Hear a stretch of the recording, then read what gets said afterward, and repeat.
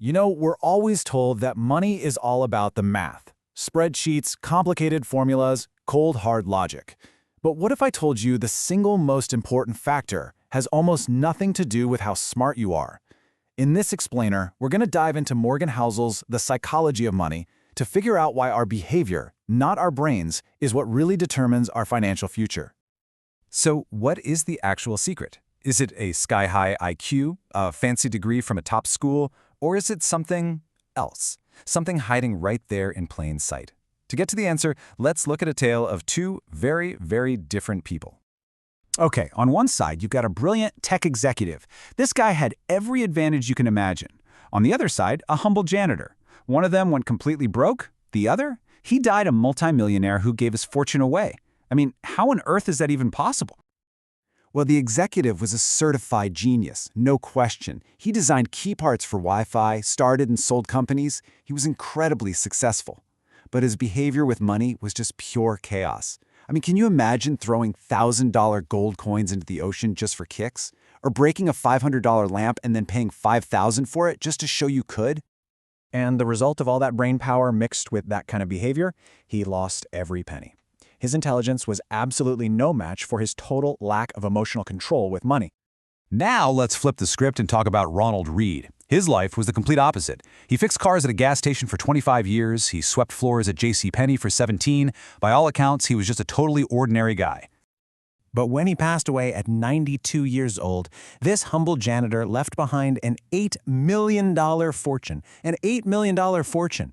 And he donated most of it to his local hospital and library.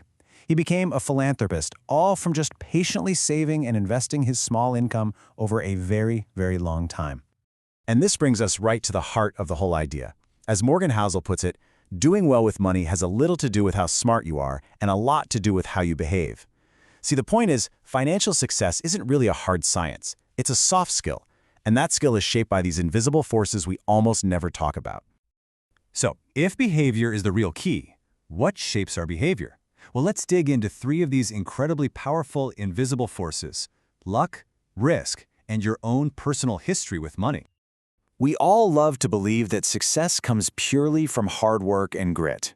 But the reality is, luck and risk are always in the mix. They're basically two sides of the very same coin. One person gets a dose of luck, another gets a dose of risk. It's the same force, just pointing in opposite directions. Let's take Bill Gates. Was he brilliant? Absolutely. Driven? For sure. But he also had a 1 in a million stroke of pure luck. Back in 1968, he just happened to go to one of the only high schools on the entire planet that had a computer. Gates himself says that without that lucky break, there would be no Microsoft. Plain and simple. But for every amazing story of luck, there's a flip side. Gates had a best friend at that school named Kent Evans. And by all accounts, Kent was just as smart, just as obsessed with computers. They were planning to go into business together. But Kent experienced a 1 in a million dose of risk. He was killed in a mountaineering accident before he even graduated high school. It was the same invisible force that hit Bill Gates, with the same magnitude, just in the opposite, tragic direction. And it's not just luck and risk. Your personal history might be the most powerful force of all. I mean, just look at these charts. If you were born in 1970, you saw stocks go to the moon in your teens and 20s. If you were born in 1950, you saw them go nowhere. And look at the difference in experience with inflation. The world you grow up in anchors your entire financial worldview, and it's totally different from everyone else's.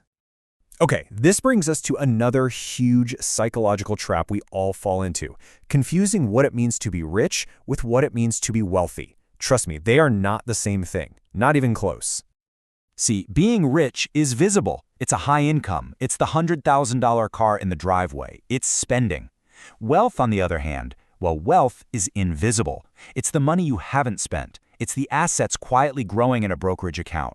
It's the nice car you didn't buy. And here's the beautiful irony in all of this. The very act of spending money to show people how much money you have is literally the fastest way to have less money. There's this great story about the singer Rihanna. When she almost went broke, her financial advisor had to explain something that seems almost comically obvious. He said, was it really necessary to tell her that if you spend money on things, you will end up with the things and not the money?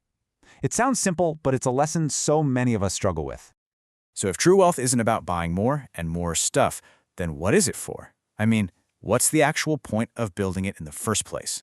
The answer is so simple but so powerful. It's freedom. The greatest thing money can buy is control over your own time.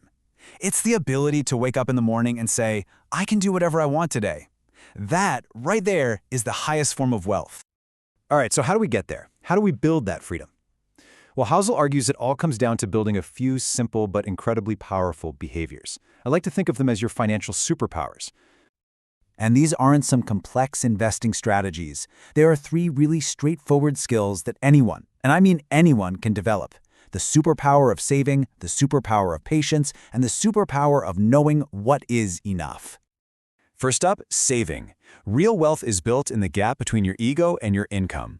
And here's the key insight. You don't need a specific reason to save. You don't have to be saving for a house or for a car.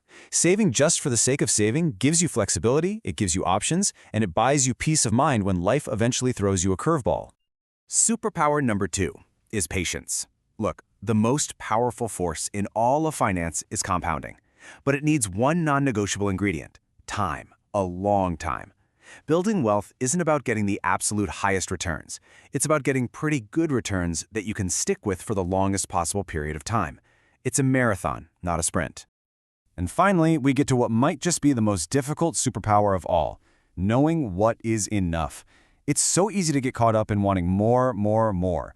The social comparison, the moving goalposts, that constant desire can push you to take bigger and bigger risks with money you have and need for money you don't have and don't need. So, the most important financial question you'll ever ask has nothing to do with asset allocation or interest rates. It's a question you have to answer for yourself. What is your enough?